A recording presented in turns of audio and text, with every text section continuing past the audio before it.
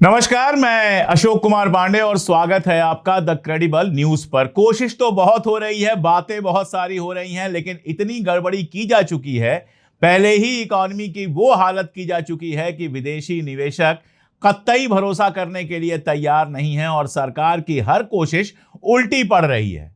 हालत यह है कि विदेशी निवेशक रुक सकें, यानी जो विदेशी हमारे यहां इन्वेस्टमेंट करते हैं, एफडीआई, एफपीआई वगैरह, ये आ सके, इसके लिए सरकार ने टैक्स में छूट देने की बात की थी। एफपीआई के लिए खासतौर पर यह छूट थी और इसमें जो जी सिक्योरिटीज, गवर्नमेंट सिक्योरिटीज होती हैं, उसमें कई सारे टैक्स खत्म किए गए थे। मकसद एक ही था कि देश के अंदर डॉलर आए, और डॉलर जब आएगा देश के अंदर तब रुपया मजबूत होगा।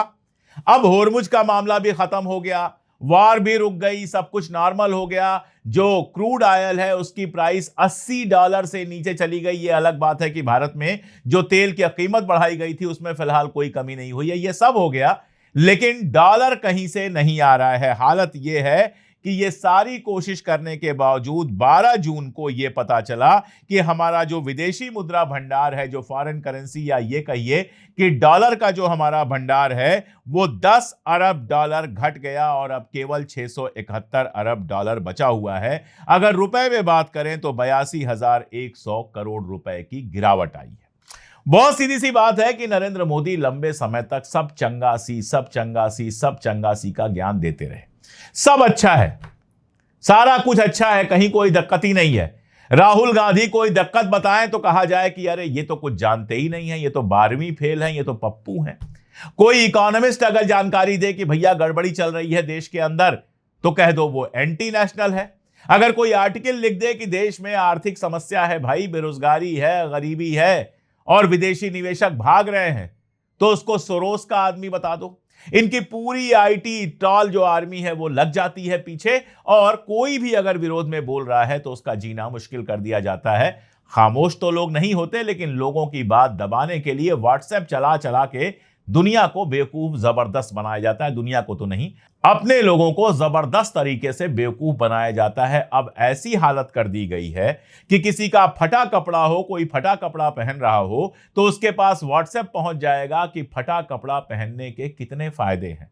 कपड़ा अगर फटा होगा, उसमें छेद होगा, तो उसमें से हवा आएगी, आपके पैरों पर, आपके हाथों में अच्छी हवा लगेगी। इसलिए नए कपड़े के चक्कर में मत पड़िए, फटा हुआ कपड़ा ही पहनते रहिए।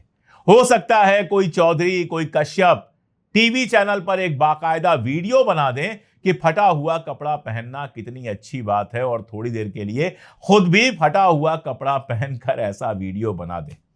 मतलब जो मैं कहना चाह रहा हूं, मेरे ख्याल से आप समझ रहे हैं कि जनता अपनी परेशानी से परेशान है, और उस परेशानी को ढकने के लिए, उस परेशानी में कहीं से नरेंद्र मोदी या उनकी सरकार का नाम ना आ जाए, उसके लिए व्हाट्सएप पर फर्जी, झूठी, सच्ची सारी खबरें चलाकर किसी तरह से लोगों को कंट्रोल किया गया है। लेकिन अब सरकारी आंकड़े जब आने लगे हैं, तो दिक्कत यह है कि आम जनता तो यह आंकड़े समझती नहीं। उसको तो कई बार ये नहीं पता होता है कि विदेशी मुद्रा भंडार होने से क्या होता है, फॉरेन इन्वेस्टमेंट होने से क्या होता है। तो उसके लिए अलग अलग कहानियां बना दी जाती हैं। कहानियां बना दी जाती हैं कि ट्रंप मिले मोदी से तो कांप गए, मोदी गए G7 में तो सारे नेता कांपने लगे। अरे भैया, नेता हिटलर से भी नहीं कांपते थे, कोई किसी से कांपता नहीं है, सब खुद मुख्तार मुल्क हैं। बल्कि उल्टा आप देखिए कि ट्रंप ने एक बयान दे दिया मेलोनी पर, कह दिया कि मेलोनी मेरे साथ फोटो खिंचाने के लिए गिड़गिड़ा रही थी, रिक्वेस्ट कर रही थी मुझसे। मेलोनी ने ऐसा पलट के वीडियो बना के जवाब दिया है और कहा है कि इटली और मेलोनी कभी किसी के सामने झुकते नहीं। क्या कर दिया ट्रंप ने? खामोश बैठे हुए। तो ट्रंप से कोई नहीं कांप रहा है तो आपसे कोई क्या कांपेगा? ईरान जैसा मुल्क, ट्रंप ने जितनी बदतमीजी की, सबका जवाब दिया, कहीं कांपा? कोई किसी से नहीं कांपता है इंटरनेशनल पॉलिटिक्स में। और सॉरी, नरेंद्र मोदी या उनकी सरकार ने ऐसा कुछ नहीं किया है कि दुनिया में कोई उनसे डरे। उनके होने ना होने से इतना ज्यादा फर्क किसी को नहीं पड़ता कि कोई उनसे डरे। और यही वजह है कि चाहे ऑपरेशन सिंदूर के बाद के हालात हो, चाहे कभी, कोई देश आपके साथ खड़ा नहीं होता है। बाकी आप जाकर राफेल 2-4 और खरीद लाएंगे तो मैंने पहले भी कहा था कि मैक्रान हिंदी तो छोड़ दीजिए, गुजराती भी बोलने लगेंगे। लेकिन हमारा मीडिया मैक्रान हिंदी में बोल दिए उसको लेकर पगला रहा है बिल्कुल। मतलब ये गुलामी की जो मानसिकता है उसकी बात छोड़ दीजिए, मैं बात कर रहा था आर्थिक हालात की। और सुनिए, वी अनंता नागेश्वरन हैं जो भारत सरकार के मुख्य आर्थिक सलाहकार हैं, चीफ इकोनॉमिक एडवाइजर है, यानी इकोनॉमी से जुड़े हुए, अर्थव्यवस्था से जुड़े हुए जो मुद्दे हैं उस पर वी अनंता नागेश्वरन भारत सरकार को सलाह देते हैं। आईआईटी मद्रास का 67वां इंस्टीट्यूट डे था, उस पर वो भाषण दे रहे थे और उन्होंने कहा कि भारत अपनी जीडीपी का, यानी जितनी हमारी ग्रास डोमेस्टिक हमारा प्रोडक्शन है उसका सिर्फ 0.7%, यानी 100 रुपए अगर हमारे यहां कुल खर्च होते हैं तो उसमें केवल 7 पैसा खर्च होता है रिसर्च एंड डेवलपमेंट में, यानी जो भी रिसर्चेज होते हैं, नई नई चीजों को खोजा जाना होता है, उस पर केवल 0.7% खर्चा करता है। अब आप इसकी तुलना कर लीजिए अमेरिका, चीन और जर्मनी से, जो 2.5 से 3.5% खर्च करते हैं R&D पर, और आप उसके सामने कहां से टिकेंगे। साउथ कोरिया 6% खर्च करता है अपने यहां R&D पर।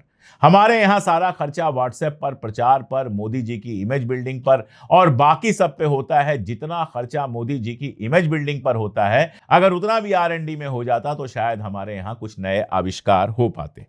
तो नागेश्वरन साहब का यह कहना है कि R&D पर जो कम खर्चा हो रहा है वो भारत की बड़ी अर्थव्यवस्था बनने की राह में सबसे बड़ी रुकावट है। अब आप यहां पर एक और चीज देख लीजिए, जो रिसर्च हो रहा है वो किस पर हो रहा है।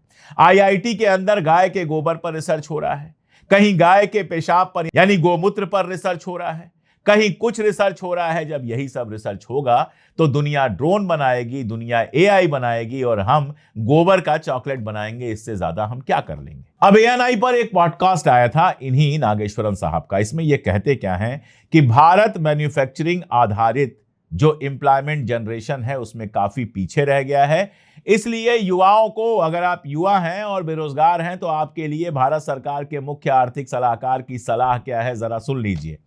इसलिए युवाओं को अब खाना बनाने, प्लंबिंग और केयर गिविंग जैसी नौकरियों पर अधिक ध्यान देना चाहिए, यानी जोमेटो का सामान पहुंचाइए, किसी रेस्टोरेंट में खाना बनाइए, इसके अलावा प्लंबिंग कीजिए, नल सुधारिए लोगों के। यही रोजगार आपके लिए बचे हैं, इसके आगे रोजगार नहीं बचे हैं। और ये बात मैं कहता तो एंटी नेशनल कहा जाता, लेकिन ये बात एएनआई के पॉडकास्ट पर, एएनआई आप जानते हैं सरकार का क्या है, सरकार के कितना करीब है, मैं अपनी जबान नहीं खराब करना चाहता, उस एएनआई के पॉडकास्ट पर भारत सरकार के चीफ इकोनॉमिक एडवाइजर कहते हैं कि हमारे यहां मैन्युफैक्चरिंग रिलेटेड जॉब्स खत्म हो गई हैं, यानी हम कुछ भी नया नहीं बना रहे हैं, मैन्युफैक्चरिंग हमारे यहां नहीं हो रही है। मैं बार बार कहता हूं कि मेक इन इंडिया जो था वो दरअसल असेंबल इन इंडिया बन गया। यहां से सामान मंगाओ, वहां से इनपुट मंगाओ, सबको असेंबल करके और दुनिया के बाजार में बेच दो। मैन्युफैक्चरिंग करना ही हम भूल गए। हम कोई ऐसी चीज नहीं बनाते जिसके बिना दुनिया का काम ना चले। हमारे यहां एक सामान्य सा लाइटर होगा, मेरे हाथ में एक पेन होगी, आपके हाथ में घड़ी होगी, किसी के हाथ में मोबाइल होगा, सब बाहर से बन के आता है। इसका मतलब क्या है कि हमारे यहां नई फैक्ट्रियां नहीं खुल रही हैं। और इसीलिए नागेश्वरन कह रहे हैं कि जब फैक्ट्रियां नहीं खुल रही हैं तो जो मैन्युफैक्चरिंग बेस्ड एम्प्लॉयमेंट होता है इंजीनियर्स के लिए, बाकी सब के लिए, वो हमारे यहां खत्म हो रहा है। तो अब हमारा जो नौजवान है वो एक मोबाइल रखे, दिन भर व्हाट्सएप पढ़े और अपनी रोजी रोटी चलाने के लिए खाना बनाए, लोगों के नल ठीक करे और केयर गिविंग करे। वो केयर गिविंग का मतलब आप समझ सकते हैं कि उसे क्या करने के लिए कह रहे हैं। कुल मिलाजुला के देखेंगे तो सर्विस सेक्टर में काम करो, या तो जोमेटो स्विगी का खाना पहुंचाओ, या तो ब्लिंकिट से सामान पहुंचाओ, या किसी मैडम के पीछे बैग लेके चलो क्योंकि उन्होंने खरीदारी की है जो उनसे उठाई नहीं जा रही है, या तो गाड़ियों की सफाई करो, और या तो किसी साहब के बंगले में पौधे ठीक करो, या किसी की गाड़ी चलाओ। यही सब केयर गिविंग है जो करने की सलाह भारत सरकार के मुख्य आर्थिक सलाहकार चीफ इकोनॉमिक एडवाइजर वी अनंता नागेश्वरन दे रहे हैं। और जब यह हालत होगी तो फिर भारत में आर्थिक स्थिति का अंदाजा आप लगा सकते हैं। विदेशी मुद्रा भंडार मैंने आपको बताया कि 10 अरब डॉलर यानी 82,100 करोड़ घट गया है। और इसके अलावा जो सोने का भंडार था वो भी 10.7 अरब डॉलर की गिरावट के साथ अब 103.8 अरब डॉलर ही रह गया है। यानी सोने का भंडार भी कम हो रहा है और डॉलर का भंडार भी कम हो रहा है। बेरोजगारी का मामला देखेंगे तो मई में 11 महीने के सबसे हाईएस्ट लेवल यानी 5.5% पर हमारी बेरोजगारी पहुंच गई है। नेशनल स्टैटिस्टिकल ऑर्गेनाइजेशन उसने सोमवार को 15 जून को पीरियाडिक लेबर फोर्स सर्वे, जिसको पीएलएफएस कहते हैं, उसका बुलेटिन जारी किया और पता चला कि अप्रैल में ये 5.2 थी, अब बेरोजगारी बढ़कर 5.5% हो गई है। और यह भी पता चला कि 1000 लोगों में से काम करने वाले का जो नंबर होता है, जिसको वर्कर पॉपुलेशन रेशियो कहते हैं, वो भी घट गया। 52.2% से घट के 51.4% हो गया, जो 11 महीने में सबसे कम है।